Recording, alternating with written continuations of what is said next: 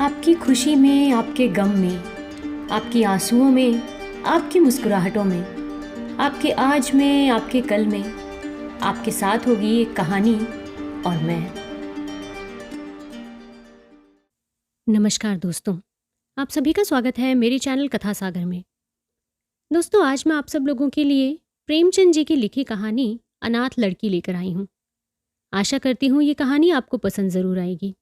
अगर कहानी पसंद आती है तो अपने कमेंट्स के ज़रिए आपकी राय मेरे साथ में साझा ज़रूर कीजिएगा। इसके साथ ही मेरे इस चैनल को सब्सक्राइब ज़रूर कीजिएगा और अपने दोस्तों और जानकारों में इसे शेयर भी कीजिएगा। तो चलिए इस छोटी सी कहानी की शुरुआत करते हैं। सेठ पुरुषोत्तम दास पूना की सरस्वती पाठशाला का मुआयना करने के बाद बाहर निकले तो एक लड़की ने दौड़कर उनका दामन पकड़ लिया। सेठ जी रुक गए और मोहब्बत से उसकी तरफ देखकर पूछा, क्या नाम है बेटा तुम्हारा? लड़की ने जवाब दिया, रोहिणी। सेठ जी ने उसे गोद में उठा लिया और बोले, तुम्हें कुछ इनाम मिला? लड़की ने उनकी तरफ बच्चों जैसी गंभीरता से देखकर कहा, तुम चले जाते हो, मुझे रोना आता है, मुझे भी साथ लेते चलो ना। सेठ जी ने हंसकर कहा, मुझे बड़ी दूर जाना है, तुम कैसे चलोगी? रोहिणी ने प्यार से उनकी गर्दन में हाथ डाल दिए और बोली, जहां तुम जाओगे वहां मैं भी चलूंगी, मैं तुम्हारी बेटी होंगी। मदरसे के अफसर ने आगे बढ़कर कहा, इसका बाप साल भर हुआ नहीं रहा, माँ कपड़े सिलती है, बड़ी मुश्किल से गुजर होती है। सेठ जी के स्वभाव में करुणा बहुत थी। ये सुनकर उनकी आंखें भर आईं। उस भोली प्रार्थना में वो दर्द था जो पत्थर से दिल को भी पिघला सकता है।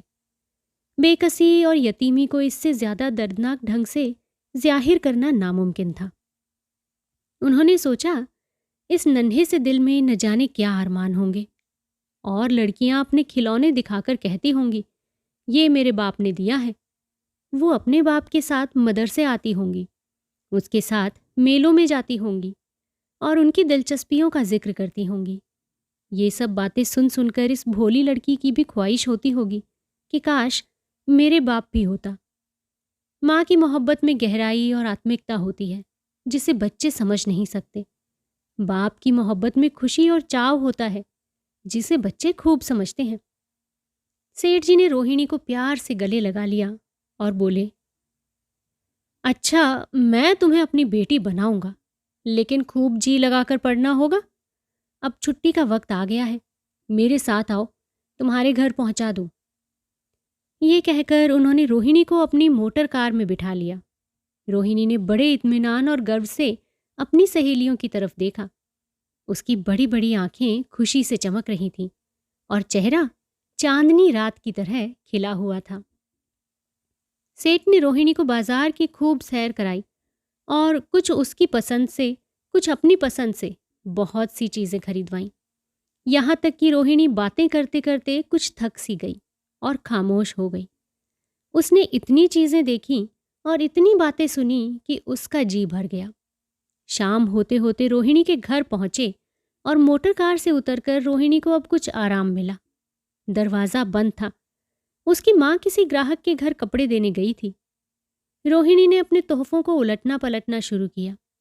खूबसूरत रबड़ के खिलौने, चीनी की गुड़िया जरा दबाने से चूं चूं करने लगती और रोहिणी ये प्यारा संगीत सुनकर फूली न समाती थी। रेशमी कपड़े और रंग बिरंगी साड़ियों के कई बंडल थे, लेकिन मखमली बूटे की गुलकारियों ने उसे खूब लुभाया था। उसे उन चीज़ों के पाने की जितनी खुशी थी, उससे ज्यादा उन्हें अपनी सहेलियों को दिखाने की बेचैनी थी। सुंदरी के जूते अच्छे सही, लेकिन उनमें ऐसे फूल कहाँ हैं? ऐसी गुड़िया उसने कभी देखी भी न होगी। इन ख्यालों से उसके दिल में उमंग भर आई और वो अपनी मोहिनी आवाज में एक गीत गाने लगी। सेठ जी दरवाजे पर खड़े इस पवित्र दृश्य का हार्दिक आनंद उठा रहे थे। इतने में रोहिणी की मां रुक्मणी कपड़ों की एक पोटली लिए हुए आती दिखाई दी। रोहिणी ने खुशी से पागल होकर एक छलांग भरी और उसके पैरों से लिपट गई। रुक्मणी का चेहरा पीला था, आंखों में हसरत और बेकसी छिपी हुई थी। गुप्त चिंता का सजीव चित्र मालूम होती थी, जिसके लिए जिंदगी में कोई सहारा नहीं। मगर रोहिणी को जब उसने गोद में उठाकर प्यार से चूमा तो जरा देर के लिए उसकी आंखों में उम्मीद और जिंदगी की झलक दिखाई दी। मुरझाया हुआ फूल खिल गया। बोली, आज तो इतनी देर तक कहाँ रही? मैं तुझे ढूंढने पाठशाला भी गई थी। रोहिणी ने हुमक कर कहा, मैं मोटर कार पर बैठकर बाजार गई थी। वहां से बहुत सी अच्छी अच्छी चीजें लाई हूं। वो देखो मेरे पास कौन खड़ा है। माँ ने सेठ जी की तरफ ताका और लजाकर सिर झुका लिया। बरामदे में पहुंचते ही रोहिणी माँ की गोद से उतरकर सेठ जी के पास गई और अपनी माँ को यकीन दिलाने के लिए भोलेपन से बोली, क्यों, तुम मेरे बाप हो ना? सेठ जी ने उसे प्यार करके कहा, हाँ बिटिया, मैं तुम्हारा ही बाप हूं। तुम ही मेरी प्यारी बिटिया हो। रोहिणी ने उनके मुंह की तरफ याचना भरी आंखों से देखकर कहा, अब तुम रोज यहीं रहा करोगे ना? सेठ जी ने उसके बाल सुलझाकर जवाब दिया, मैं यहां रहूंगा तो काम कौन करेगा? मैं कभी कभी तुम्हें देखने आया करूंगा, लेकिन वहां से तुम्हारे लिए अच्छी अच्छी चीजें भेजूंगा। रोहिणी कुछ उदास सी हो गई। इतने में उसकी माँ ने मकान का दरवाज़ा खोला और बड़ी फुर्ती से मैले बिछावन और फटे हुए कपड़े समेटकर कोने में डाल दिए कि कहीं सेठ जी की निगाह उन पर ना पड़ जाए। ये स्वाभिमान स्त्रियों की खास अपनी चीज़ है। रुक्मणी अब इस सोच में पड़ी थी कि मैं इनकी क्या खातिर तवज्जो करूं। उसने सेठ जी का नाम सुना था। उसका पति हमेशा उनकी बड़ाई किया करता था। वो उनकी दया और उदारता की चर्चाएं अनेकों बार सुन चुकी थी। वो उन्हें अपने मन का देवता समझा करती थी। उसे क्या उम्मीद थी कि कभी उसका घर भी उसके कदमों से रोशन होगा। लेकिन आज जब वो शुभ दिन संयोग से आया तो वो इस काबिल भी नहीं कि उन्हें बैठने के लिए एक मोढ़ा भी दे सके। घर में पान और इलायची भी नहीं। वो अपने आंसुओं को किसी तरह रोक ना सकी। आखिर जब अंधेरा हो गया और पास के ठाकुर द्वारे से घंटों और नगाड़ों की आवाज़ें आने लगीं तो उन्होंने ज़रा ऊंची आवाज़ में कहा, बाई जी, अब मैं जाता हूँ। मुझे अभी यहाँ बहुत काम है। मेरी रोहिणी को कोई तकलीफ ना हो। मुझे जब मौका मिलेगा मैं उसे देखने आऊँगा। उसके पालने पोसने का काम अब मेरा है और मैं उसे बहुत खुशी से पूरा करूँगा। उसके लिए अब तुम कोई फिक्र मत करो। मैं उसका वजीफ़ा बांध कर जाता हूँ और ये उसकी पहली किश्त है। ये कहकर उन्होंने अपना खूबसूरत बटुआ निकाला और रुक्मिणी के सामने रख दिया। गरीब औरत की आंखों में आंसू जारी थे। उसका जी बरबस चाहता था कि उसके पैरों को पकड़कर खूब रोए। आज बहुत दिनों के बाद एक सच्चे हमदर्द की आवाज़ उसके मन में आई थी। जब सेठ जी चले तो उसने दोनों हाथों से उन्हें प्रणाम किया। उसके हृदय की गहराइयों से प्रार्थना निकली, आपने एक बेबस पर दया की है। ईश्वर आपको इसका बदला दे। दूसरे दिन रोहिणी पाठशाला गई तो उसकी बाकी सजधज आंखों में डूबी जाती थी। उस्तानियों ने उसे बारी बारी प्यार किया और उसकी सहेलियां उसकी एक एक चीज को आश्चर्य से देखती और ललचाती थीं। अच्छे कपड़ों से कुछ स्वाभिमान का अनुभव होता है। आज रोहिणी वो गरीब लड़की न रही जो दूसरों की तरफ विवश नेत्रों से देखा करती थी। आज उसकी एक एक क्रिया से शैशवोचित गर्व और चंचलता टपकती थी और उसकी जुबान एक दम के लिए भी न रुकती थी। कभी मोटर की तेजी का जिक्र था, कभी बाजार की दिलचस्पियों का बयान, कभी अपनी गुड़ियों के कुशल मंगल की चर्चा थी और कभी अपने बाप की मोहब्बत की दास्तान। दिल था कि उमंगों से भरा हुआ था। 1 महीने बाद सेठ पुरुषोत्तम दास ने रोहिणी के लिए फिर तोहफे और रुपए रवाना किए। बेचारी विधवा को उनकी कृपा से जीविका की चिंता से छुट्टी मिली। अब वो भी रोहिणी के साथ पाठशाला आती और दोनों माँ बेटी एक ही दर्जे में साथ साथ पढ़ती। लेकिन रोहिणी का नंबर हमेशा माँ से अव्वल रहा। सेठ जी जब पूना की तरफ से निकलते तो रोहिणी को देखने जरूर आते और उनका आगमन उनकी प्रसन्नता और मनोरंजन के लिए महीनों का सामान इकट्ठा कर देता। इसी तरह कई साल गुजर गए और रोहिणी ने जवानी के सुहाने हरे भरे मैदान में पैर रखा, जबकि बचपन की भोली भाली अदाओं में एक खास मतलब और इरादों का दखल हो जाता है। रोहिणी अब आंतरिक और बाह्य सौंदर्य में अपनी पाठशाला की नाक थी। हाव भाव में आकर्षक गंभीरता, बातों में गीत का सा खिंचाव और गीत का सा आत्मिक रस था। कपड़ों में रंगीन सादगी, आंखों में लाज संकोच, विचारों में पवित्रता। जवानी थी मगर घमंड और बनावट और चंचलता से मुक्त। उसमें एक एकाग्रता थी, ऊंचे इरादों से पैदा होती है। स्त्रियोचित उत्कर्ष की मंजिलें वो धीरे धीरे तय करती चली जाती थी। सेठ जी के बड़े बेटे नरोत्तम दास कई साल तक अमेरिका और जर्मनी की यूनिवर्सिटियों की खाक छानने के बाद इंजीनियरिंग विभाग में कमाल हासिल करके वापस आए थे। अमेरिका के सबसे प्रतिष्ठित कॉलेज में उन्होंने सम्मान का पद प्राप्त किया था। अमेरिका के अखबार एक हिंदुस्तानी नौजवान की शानदार कामयाबी पर चकित थे। उन्हीं का स्वागत करने के लिए बंबई में एक बड़ा सा जलसा किया गया था। इस उत्सव में शरीक होने के लिए लोग दूर दूर से आए थे। सरस्वती पाठशाला को भी निमंत्रण मिला और रोहिणी को सेठ जी ने विशेष रूप से आमंत्रित किया। पाठशाला में हफ्तों तैयारियां हुई। रोहिणी को एक दम के लिए भी चैन न था। ये पहला मौका था कि उसने अपने लिए एक बहुत अच्छे से कपड़े बनवाए। रंगों के चुनाव में वो मिठास थी, काट छांट में वो फबन जिससे उसकी सुंदरता चमक उठी। सेठानी कौशल्या देवी उसे लेने के लिए रेलवे स्टेशन पर मौजूद थी। रोहिणी गाड़ी से उतरते ही उनके पैरों की तरफ झुकी, लेकिन उन्होंने उसे छाती से लगा लिया और इस तरह प्यार किया कि जैसे वो उनकी ही बेटी है। वो उसे बार बार देखती थीं और आंखों से गर्व और प्रेम टपक पड़ता था। इस जलसे के लिए ठीक समुद्र के किनारे एक हरे भरे सुहाने मैदान में एक लंबा चौड़ा शामियाना लगाया गया था। एक तरफ आदमियों का समुद्र उमड़ा हुआ था और दूसरी तरफ समुद्र की लहरें उमड़ रही थीं। गोया वो भी इस खुशी में शरीक थीं। जब उपस्थित लोगों ने रोहिणी बाई के आने की खबर सुनी तो हजारों आदमी उसे देखने के लिए खड़े हो गए। यही तो वो लड़की है जिसने अब की शास्त्री की परीक्षा पास की है। जरा उसके दर्शन करने चाहिए। अब भी इस देश की स्त्रियों में ऐसे रतन मौजूद हैं। भोले भाले देश प्रेमियों में इस तरह की बातें होने लगी। शहर की कई प्रतिष्ठित महिलाओं ने आकर रोहिणी को गले लगाया और आपस में उसके सौंदर्य और उसके कपड़ों की चर्चा होने लगी। आखिर मिस्टर पुरुषोत्तम दास तशरीफ लाए। हालांकि वो बड़ा शिष्ट और गंभीर उत्सव था, लेकिन उस वक्त दर्शन की उत्कंठा पागलपन की हद तक जा पहुंची थी। एक भगदड़ सी मच गई। कुर्सियों की कतारें गड़बड़ा गईं। कोई कुर्सी पर खड़ा हुआ, कोई उसके हत्थों पर। कुछ मनचले लोगों ने शामियाने की रस्सियां पकड़ लीं और उन पर जा लटके। कई मिनट तक यही तूफान मचा रहा। कहीं कुर्सियां टूटी, कहीं कुर्सियां उल्टी। कोई किसी के ऊपर गिरा, कोई नीचे। ज्यादा तेज लोगों में धौल धप्पा होने लगा। तब बीन की सुहानी आवाजें आने लगी। रोहिणी ने अपनी मंडली के साथ देश प्रेम में डूबा हुआ गीत शुरू किया।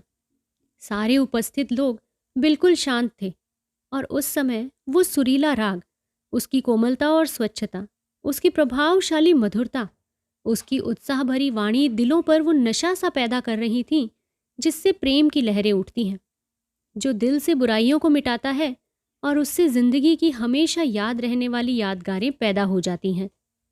गीत बंद होने पर तारीफ की एक आवाज ना आई। वहीं ताने कानों में अब तक गूंज रही थीं। गाने के बाद विभिन्न संस्थाओं की तरफ से अभिनंदन पेश हुए और तब नरोत्तम दास लोगों को धन्यवाद देने के लिए खड़े हुए, लेकिन उनके भाषण से लोगों को थोड़ी निराशा हुई। यूं दोस्तों की मंडली में उनकी वक्तृता के आवेग और प्रवाह की कोई सीमा न थी, लेकिन सार्वजनिक सभा के सामने खड़े होते ही शब्द और विचार दोनों ही उनसे बेवफाई कर जाते थे। उन्होंने बड़ी मुश्किल से धन्यवाद के कुछ शब्द कहे और तब अपनी योग्यता की लज्जित स्वीकृति के साथ अपनी जगह पर आ बैठे। कितने ही लोग उनकी योग्यता पर ज्ञानियों की तरह सिर हिलाने लगे। अब जलसा खत्म होने का वक्त आया। वो रेशमी हार जो सरस्वती पाठशाला की ओर से भेजा गया था, मेज पर रखा हुआ था। उसे हीरो के गले में कौन डाले? प्रेसिडेंट ने महिलाओं की पंक्ति की ओर नजर दौड़ाई। चुनने वाली आंखें रोहिणी पर पड़ी और ठहर गईं। उसकी छाती धड़कने लगी, लेकिन उत्सव के सभापति के आदेश का पालन आवश्यक था। वो सर झुकाए हुए मेज के पास आई और कांपते हाथों से हार को उठा लिया। एक क्षण के लिए दोनों की आंखें मिली और रोहिणी ने नरोत्तम दास के गले में हार डाल दिया। दूसरे दिन सरस्वती पाठशाला के मेहमान विदा हुए, लेकिन कौशल्या देवी ने रोहिणी को ना जाने दिया। बोली, अभी तुम्हें देखने से जी नहीं भरा। तुम्हें यहाँ एक हफ्ता और रहना होगा। आखिर मैं भी तो तुम्हारी माँ हूं। एक माँ से इतना प्यार और दूसरी माँ से इतना अलगाव। रोहिणी कुछ जवाब न दे सकी। ये सारा हफ्ता कौशल्या देवी ने उसकी विदाई की तैयारियों में खर्च किया। 7वें दिन उसे विदा करने के लिए स्टेशन तक आई। चलते वक्त उससे गले मिली और बहुत कोशिश करने पर भी अपने आंसुओं को ना रोक सकी। नरोत्तम दास भी आए थे। उनका भी चेहरा उदास था। कौशल्या ने उनकी तरफ सहानुभूतिपूर्ण आंखों से देखकर कहा, मुझे ये तो ख्याल ही ना रहा, रोहिणी क्या यहां से पूना तक अकेली जाएगी? क्या हर्ज है, तुम ही चले जाओ, शाम की गाड़ी से लौट आना। नरोत्तम दास के चेहरे पर खुशी की लहर दौड़ गई, जो इन शब्दों में ना छिप सकी। अच्छा, मैं ही चला जाऊंगा। वो इस फिक्र में थे कि देखें विदाई की बातचीत का मौका भी मिलता है या नहीं। वो अब खूब जी भरकर अपना दर्द दिल सुनाएंगे और मुमकिन हुआ तो उस लाज संकोच को, जो उदासीनता के पर्दे में छिपी हुई है, मिटा भी देंगे। रुक्मणी को अब रोहिणी की शादी की फिक्र पैदा हुई। पड़ोस की औरतों में इसकी चर्चा होने लगी। लड़की इतनी सयानी हो गई है, अब क्या बुढ़ापे में ब्याह होगा? कई जगह से बात आई। उनमें कुछ बड़े प्रतिष्ठित घराने थे, लेकिन जब रुक्मणी उन पैमानों को सेठ जी के पास भेजती तो वो यही जवाब देते कि मैं खुद फिक्र में हूं। रुक्मणी को उनकी ये टाल मटोल बुरी मालूम होती थी। रोहिणी को बंबई से लौटे महीना भर हो चुका था। एक दिन वो पाठशाला से लौटी तो उसे अम्मा की चारपाई पर एक खत पड़ा हुआ मिला। रोहिणी पढ़ने लगी। लिखा था, बहन, जब से मैंने तुम्हारी लड़की को बंबई में देखा है, मैं उस पर रीझ गई हूं। अब उसके बगैर मुझे चैन नहीं। क्या मेरा ऐसा भाग्य होगा कि वो मेरी बहू न बन सके? मैं गरीब हूं, लेकिन मैंने सेठ जी को राजी कर लिया है। तुम भी मेरी ये विनती कबूल करो। मैं तुम्हारी लड़की को चाहे फूलों की सेज पर ना सुला सकूं, लेकिन इस घर का एक एक आदमी उसे आंखों की पुतली बनाकर रखेगा। अब रहा लड़का, माँ के मुंह से लड़के का बखान कुछ अच्छा नहीं मालूम होता, लेकिन ये कह सकती हूं कि परमात्मा ने ये जोड़ी अपने हाथों बनाई है। सूरत में, स्वभाव में, विद्या में, हर दृष्टि से वो रोहिणी के योग्य है। तुम जैसे चाहे अपना इत्मीनान कर सकती हो। जवाब जल्दी देना, और ज्यादा क्या लिखूं। नीचे थोड़े से शब्दों में सेठ जी ने उस पैगाम की सिफारिश की थी। रोहिणी गालों पर हाथ रखकर सोचने लगी। नरोत्तम दास की तस्वीर उसकी आंखों के सामने आकर खड़ी हो गई। उनकी वो प्रेम की बातें, जिनका सिलसिला बंबई से पूना तक नहीं टूटा था, कानों में गूंजने लगी। उसने एक ठंडी सांस ली और उदास होकर चारपाई पर लेट गई। सरस्वती पाठशाला में एक बार फिर सजावट और सफाई के दृश्य दिखाई दे रहे हैं। आज रोहिणी की शादी का शुभ दिन था।